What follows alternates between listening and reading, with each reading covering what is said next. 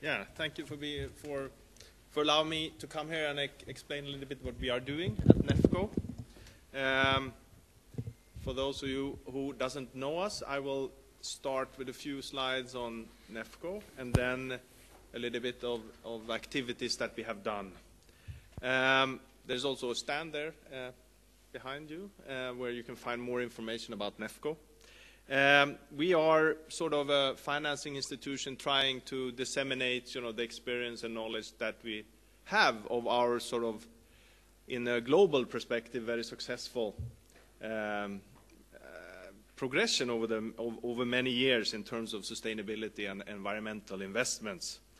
So we are not actually investing in the Nordic countries. We are sort of outside. And the idea to establish NEFCO in 1990 was, of course, the fall of the Soviet Union, the collapse.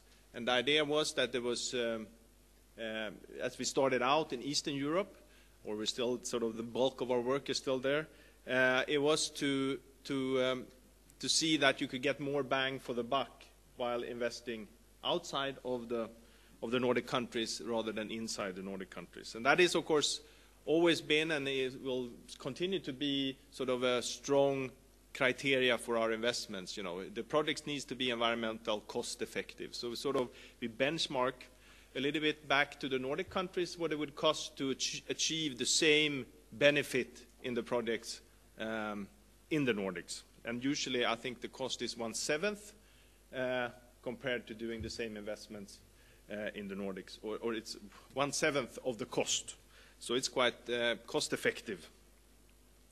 So in general, being an environmental bank, we have a very strong focus on monitoring the results of the projects that we are investing in. So we sort of, throughout the participation from our funding, the borrower or the company will need to report back. So we try to keep control that the benefits that we are targeting are sustained and over a longer period.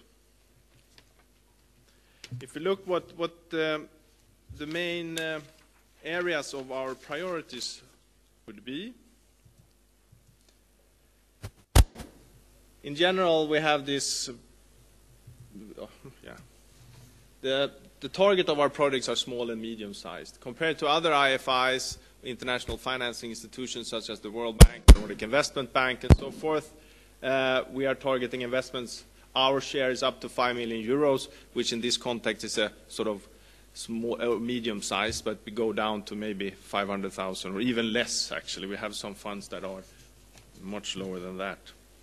With regard to the areas, green growth we have talked about, and I said with regard to how that is defined, we have defined it maybe a little bit more narrowly than others. In our business, it's very much focused on private sector. And in principle, as shown before on slides, green growth would encapsulate everything that we do, but we look at it as from a private sector perspective. Climate is, of course, very important. We are probably the biggest manager of climate using market mechanism under the Kyoto Protocol or so forth in the Nordic region. So climate is also where we do a lot of public projects that we sort of come into that category. Baltic Sea is a priority that has been there since our inception. I will come back to that also, what we have been doing. But of course it's still a very high priority from a Nordic perspective. And then, of course, the Barents and Arctic area are in areas where we are quite active. So these are sort of the 4 priority areas, and the sort of the niche we have in this field is the small and medium-sized type of projects. Where we are, we have finance projects over 60 countries. We have, as I mentioned before, Eastern Europe is really the big focus, but it's still we have been doing projects in many areas of the world. And we are currently managing funds of roughly 460 million euros. And in 2015, we approved 165 projects to a value of 107 million euros. So our activity is quite extent. In terms of our funds, they have been growing. Our own funds, our own capital, which is the blue line here, is the capital that we use for investments. That has sort of been stable since 2007. The rest is different initiatives and reasons. And I think it's worth to point out that only a minority, the major part of these funds are not coming from the Nordic governments. It's coming from other governments. We have funds from US, Russia, Germany, or Holland, small project. EU, of course, but of course a very large part is also from the private sector. So the interest you could see here that, you know, in the 2000s, the interest for many of our sort of really important projects that we have been working with, the Baltic Sea started to increase dramatically, but also climate, which was something that was already included into our mandate in 1990, that is a target area, also became very important, as well like Arctic issues. Then I come to, I didn't want to present it, but we have done a small book here that was funded by the Nordic Council of Ministers. It's called Green Financing, the Nordic Way. It was done in connection to the G20 meeting, and it was presented by the Swedish Minister of Financial Markets, I think, in Shanghai, and it was very well received. And it was, I understood that the prints are all out, so the only way to find it is on the web page of the Nordic Council. And here are some highlights from that report. And the idea was to give a very, very small presentation of successful examples within the Nordic context and how we sort of did it. I think you saw the environmental ranking you had before. You had the Nordic governments were pretty much in the top in the environmental index, and I think there is a great interest amongst other countries around the world how we did it. And I think what we tried to do, a very brief look and give some good examples on why it was possible. And one way, which is not really listed here, of course, is which I think is fundamental to the success story, is of course that the public and political commitment and also the predictability has been fairly stable all since the 70s, I guess, and I think that has allowed companies and others to invest. As mentioned before, regional cooperation was very important. I think we had an example here of our neighbors here, Helcom, with regard to the Baltic Sea. So we took a few examples. And then, of course, the regulatory and policy measures were also very important to enable this. And then we have some sort of examples: polluters pay, subsidies to clean energy, involvement in the emission trading, and as mentioned before, Nordpool, which is a enabling market, easy accessible electricity market, which is of course very important to add on and invest in renewable energy. And then of course we discussed financial institutions, and in particularly we identified the municipal financing institutions, because a lot of these investments in infrastructure are actually funded by these institutions, which is very different than any other possibilities that municipalities elsewhere in the world has in terms of financing. Then we had another little book here that is actually there in our stand, which we did in the spring, A Nordic Perspective on Green Growth. And it was focusing quite a lot on SMEs and small and medium-sized companies. And it is focused on cooperation between public and private funding, common policies for solving environmental challenges, and how to scale up green solutions. And in particular, we sort of focus on this concept of Nordic solution, which is also within our strategy. So how can we package something that is attractive and creates benefit in other countries? Now I come to a few examples of what we have done. This is an example of municipal projects that we have done in particular in Ukraine. We have done our projects in Ukraine affecting roughly 100,000 people currently. We are working in we have projects. We have sort of 85 projects in Ukraine at the moment, and of course, municipal funding, municipal infrastructure projects is quite something that we do quite a lot. It's usually the buildings are schools, hospitals, and kindergartens that we are focusing all over Ukraine, and it's creating a lot of reduction in energy consumption in Ukraine, trying to use the best practice, the best knowledge that we have in the Nordic area, and transform it into providing that benefit to the municipalities of Ukraine. We do have municipal projects all over the place. Another one is, of course, wastewater treatment plants. We are participating in the financing of 60 municipal wastewater treatment plants in the Baltic area, in Russia, the Baltic countries primarily, and it's roughly generating a little bit more than 1,000 tons of phosphorus a year, so it's covering roughly wastewater treatment of 1.7 million people. And of course, it is to promote the best practice in how to treat wastewater from municipalities.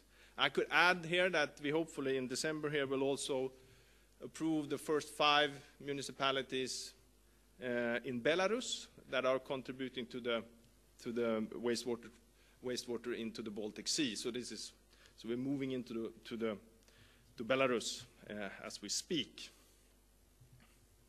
Wind. We are a co-investor and we're founder of the biggest wind operator in the Baltic countries. It was an investment done together with the Norwegian company Vardar. It's called Nelly Energia, and has an installed capacity of 289 megawatt. And in this summer, 27 new turbines of 68 megawatt capacity was added in the projects in Lithuania. So that's sort of a little bit on renewable investments.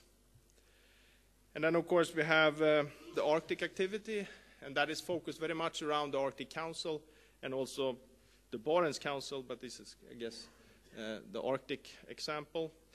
It's contributions from most of the Nordic countries, and then including the US and Russia. And we are trying to find environmental projects to support the work of the Arctic Council.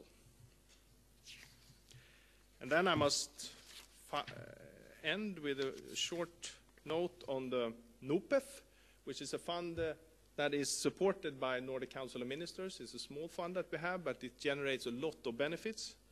Over the years, 2,900 projects have received funding. And I assume that NOPEF probably has the biggest database of Nordic private companies, particularly small and medium-sized companies in the Nordics. And we are evaluating this work, and it leads to, each successful implementation leads to roughly 14 employments. That's sort of the studies that we do. We try to monitor the effects of the projects. So that means that on an annual basis, the projects that we approve this year will lead to roughly 475 jobs created. This is for internationalization, taking a good idea, a good project, and bringing it to an international market. Here are some examples. This is from China. It's a Norwegian company, Høst, that is focusing on reusing organic waste. So they have a plan to have a plan to have an annual production capacity of 50,000 tons of fertilizers in China. And this NOPEF fund is a pre-feasibility or feasibility support in order to decide whether or not this could be implemented. Here we have another company. It's a Swedish company called Oatly, which is doing products to substitute dairy products, and their special technology they have, and in NOPEF we have participated in their internationalizations into Australia and China.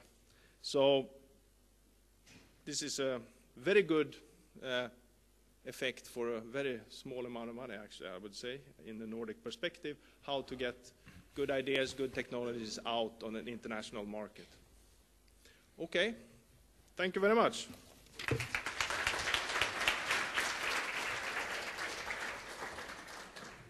Thank you. Thank you so much, Magnus. And I think we were all impressed by the numbers of projects that you have and the different areas that you touch upon and the 60 countries you've been doing things in. But on the other hand, is it really efficient to be in so many places doing so many things? How do you become efficient? I think it is because we are focusing on very. It's not like we're doing very different things. We have sort of our niches, and we have been quite good in order to work with small and medium-sized projects. The way that to do it is to bundle many similar kinds of projects together, and then distribute it. So the problem is not the geography as such. It's more to find a program that you can have sort of a critical mass in order to make it efficient. Some of the countries that you mentioned, including Belarus, have very few participants in this audience. So how is what you mentioned directly relevant to us? I think what our work is actually to try to see what is been going on in the regions, in the municipalities, and how to take the best things that you are doing and bringing it to other countries. Enabling them to sort of leapfrog to some extent in their development.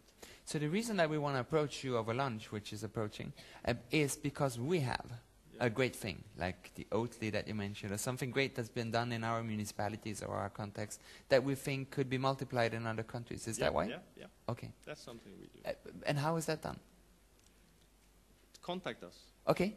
As simple as that. I have two colleagues here, Lia and Mikael. Oh, we love those hand-raising things. Yeah, they are two colleagues down there, just by the door, strategically located. Yeah, they're hungry for lunch. They're hungry as well. They want to be first for lunch, and they want to be the easiest to find when we want to start mingling and getting those contacts. Yeah.